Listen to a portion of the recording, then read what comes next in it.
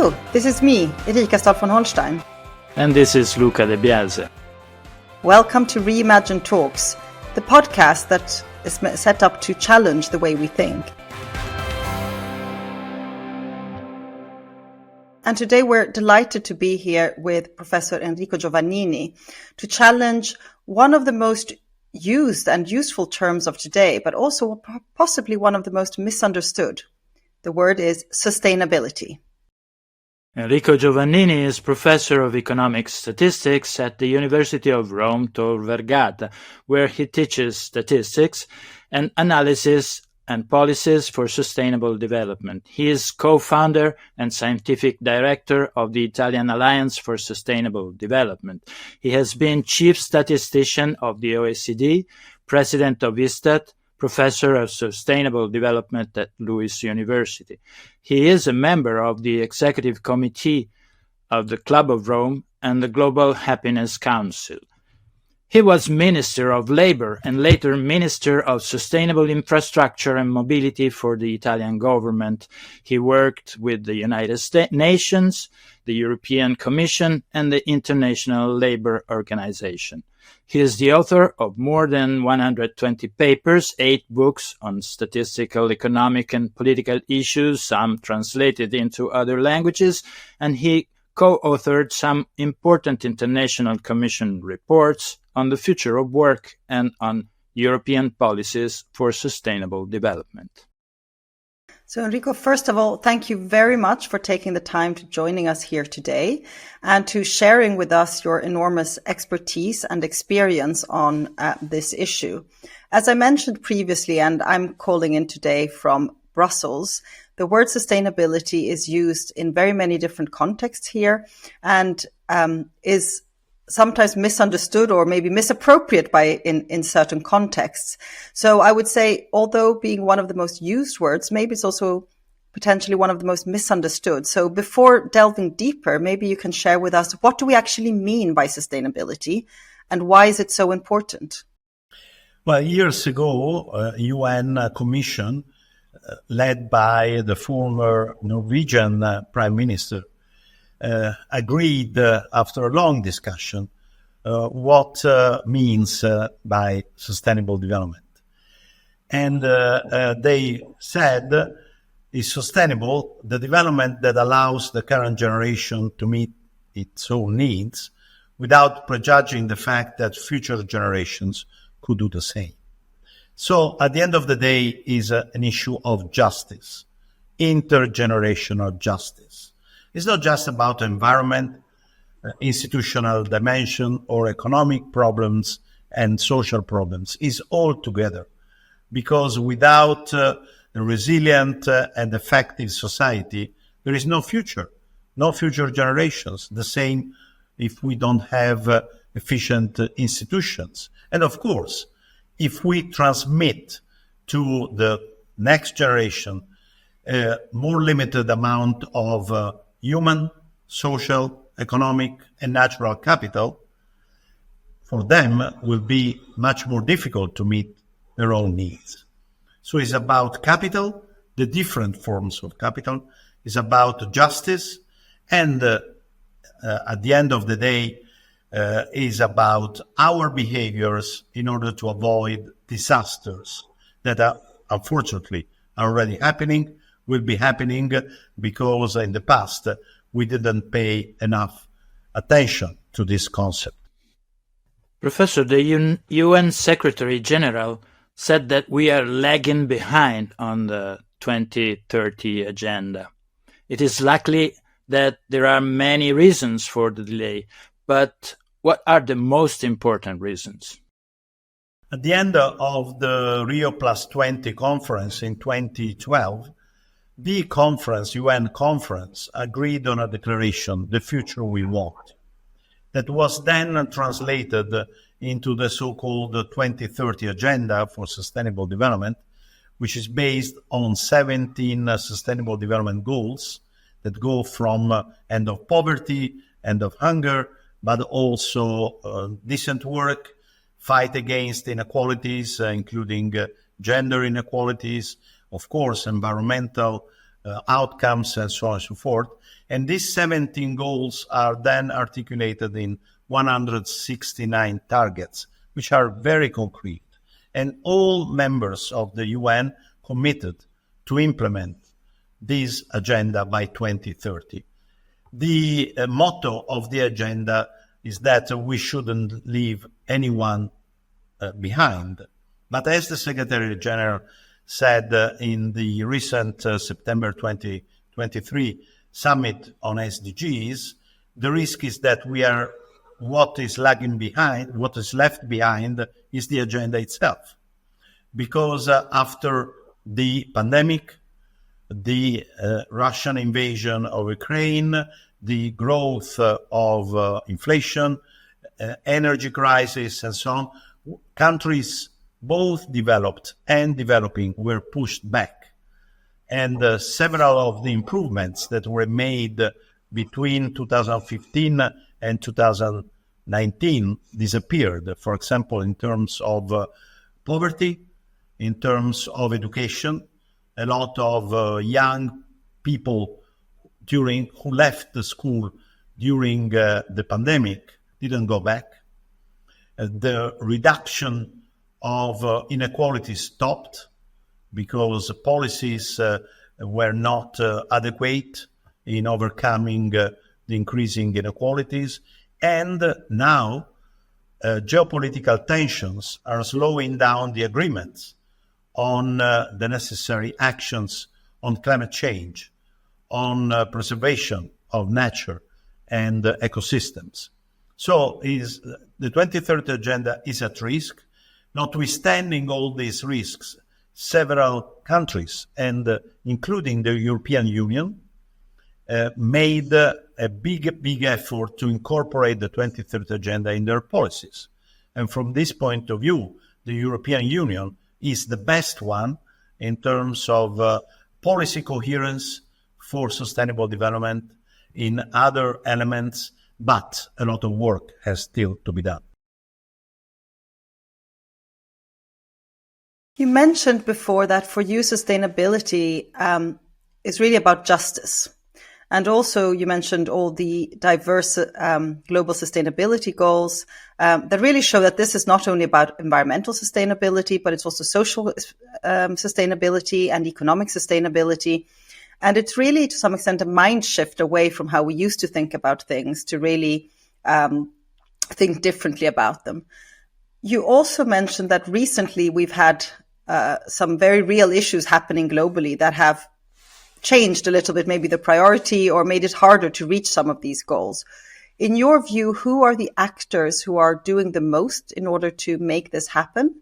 And also, do you think that we have the right narratives to really push these goals forward and in helping us change how we think about these issues to be able to reach the goals and to be able to count this intergenerational justice as a starting point for everything we do? Well, to be very short, with a tough sentence, if you wish, I think that we are using wrong data, wrong models, wrong theories. You know the movie Oppenheimer about building the first bomb, the nuclear bomb. If they had our data, our models, our theory, would have never been able to do that. What do I mean by this?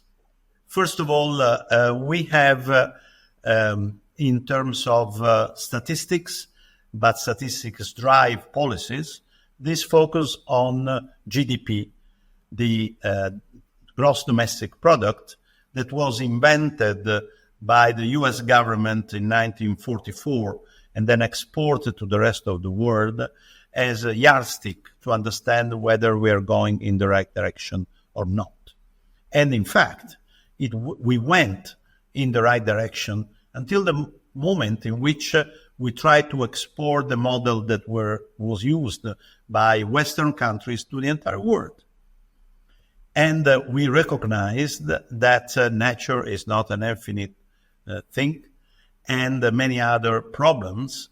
But you know the sentence which says, if you think that something like GDP could grow indefinitely within a finite space like this planet, you must be either stupid or an economist. And therefore, we have been following this mantra of growth, and the theory that we are using since the beginning of the 80s with the neoliberal, let's say, revolution, doesn't include anything in terms of distribution, inequalities. Our economic theory that we use and we taught to students doesn't talk at all about inequality, while at the beginning of the 70s, when I was studying economics, this was one of the issues that had to be addressed by economic theory. Let me also add that we are using models which econometric models, for example, to evaluate the impact of different policies, which are intrinsically linear, while the natural world evolves in a non-linear way. And now that we are reaching the tipping points where the scientists show that we risk to have interactions of natural systems, but also social and economic systems in a quite sudden changes, our models are inadequate. So it's quite difficult to fix this problem with wrong data, wrong theory, and wrong models. Notwithstanding that, European Union, since 2019, with the current legislature, just for a few weeks, made a great choice. It put the 2030 agenda at the core of policies. All new legislations, directives, plans had to be tested before they are presented in terms of impact of different SDGs. But more than that, the development of integrated economic, social, environmental models allow Europe to simulate better than before alternative policies. But then, as you may know, the group of people which the most resistant to what I'm talking about are male with more than 50 years. So 50 years old men are really the most negative on this kind of approach because they were trained in wrong models, wrong data, wrong theory. So it's very tough and difficult to change this way of thinking. The technology of the past is seen as one of the essential elements of an unsustainable development model. And technology of the future could be a solution to regain a sustainable development. In this context, how can we address the role of artificial intelligence? Without a jump in terms of technologies, in terms of governance, in terms of culture, we will never able to move towards a sustainable pathway. Therefore, new technologies are vital for making this change. Not only energy technologies, but all types of technologies, including the digital ones. Artificial intelligence, I'm not necessarily an expert in this field, can find new solutions, and we see already in the medicine field, in the research, that it is able to make connections that researchers were not able to make. On the other hand, we were discussing just this morning this point, is that artificial intelligence normally uses what is already available. And this could slow down, in a certain extent, to find new solutions, just because the tendency is to replicate old answers to new questions. You may remember that the very, very important person who changed our lives a great scientist, said once that we cannot solve all problems without changing our models, our way of thinking. So the risk of artificial intelligence algorithms is just to replicate past wrong choices. This is where we need to invest a lot also to find, I would say, quantum leap in terms of solutions, overcoming what the researchers are able to do right now. And there are good news from this point of view. I really like what you say like is maybe the wrong word, but find it interesting that you say we don't have the right data, we don't have the right theories, and we don't have the right models. Because of course, as you can infer from our name at RéImagine Europa, this is often the starting point of all our thinking, and we find that this is the case on most topics. And then my question is, where do you think we can see kind of the start of new thinking? Which organizations or which people, maybe which countries are starting to think differently? So you talked about the European Union and the big kind of the good work that has been done these past 5 years in really putting sustainability at the center of the agenda. As you know, we now have the elections in a couple of weeks' time, and many of the words are different in the public rhetoric this time round. It's about competitiveness, it's about growth, as you mentioned, and very much words that echoes the situation 10 years ago rather than 5 years ago.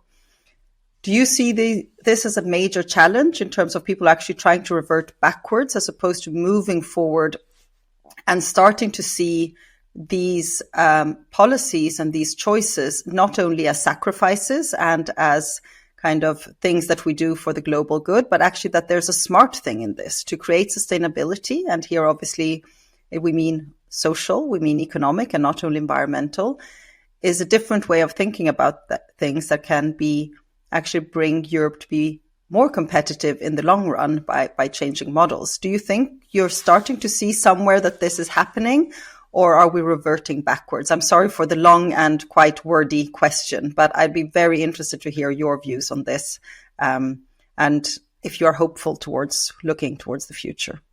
Well, let me tell you a short story.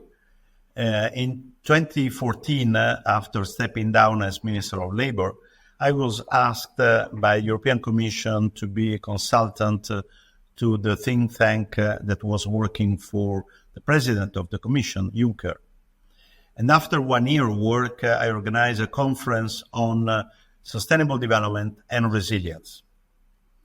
After the conference, I was told by the head of cabinet of President Juncker that I had to stop talking about those concepts because the European Commission would have never embraced them.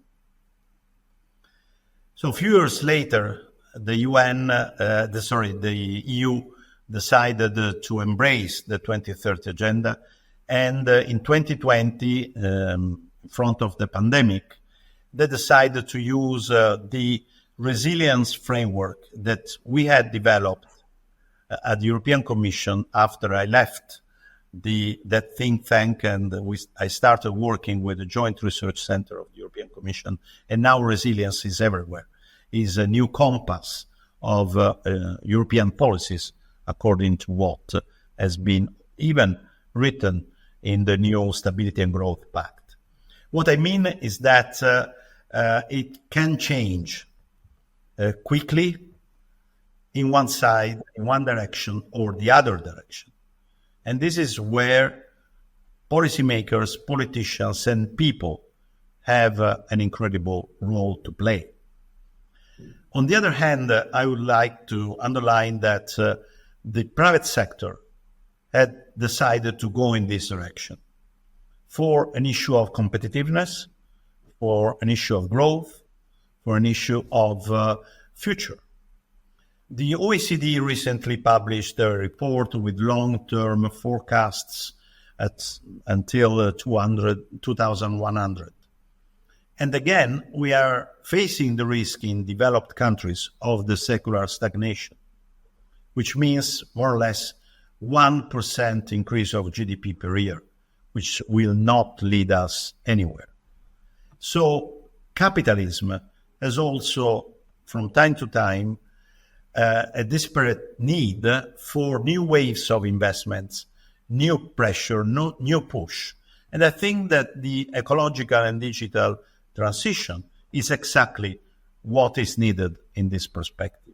And also the simulations that we have recently published as Italian Alliance for Sustainable Development show that if you just look at the energy transition, the result is barely equal to not doing anything by 2030, 2050, even a little bit loss in terms of GDP and employment.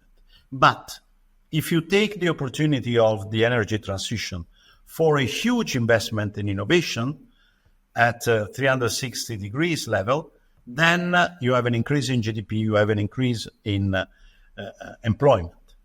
So this is the point where we are.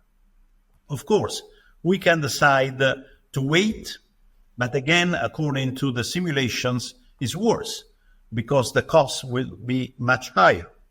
And we see with China and now other countries that they took seriously the transition technological, and therefore they investing a huge amount of money, and we risk to lose our competitiveness, our future.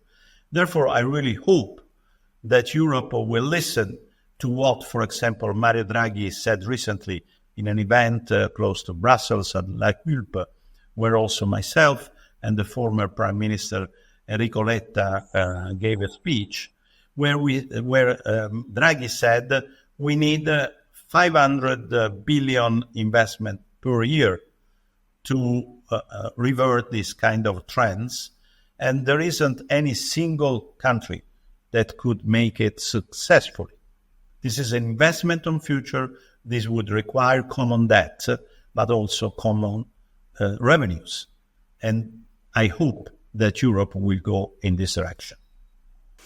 As I see, we have time for a last question, if I may.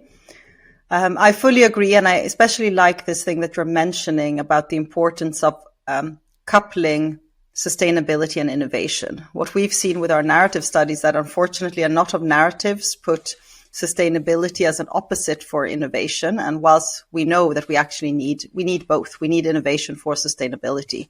So I think this is a really important point to underline. And the fact that this big investment can also be the big investment for the future industries and for the future growth and development of the European economy, and also maybe the global economy as we are moving towards a more global world. If you had a magic wand and could make one thing happen today to influence the future policies of on sustainability, what's the one thing that you would advise, whether it's the future European institutions or the summit of the future is coming up in September? What's the one thing that you think would be the most important to drive this agenda forward? Change the system of national accounts. And this was one of the proposals made by the Secretary General of United Nations for the Summit of the Future, but is the only one which was put aside. And I'm very disappointed, if not upset.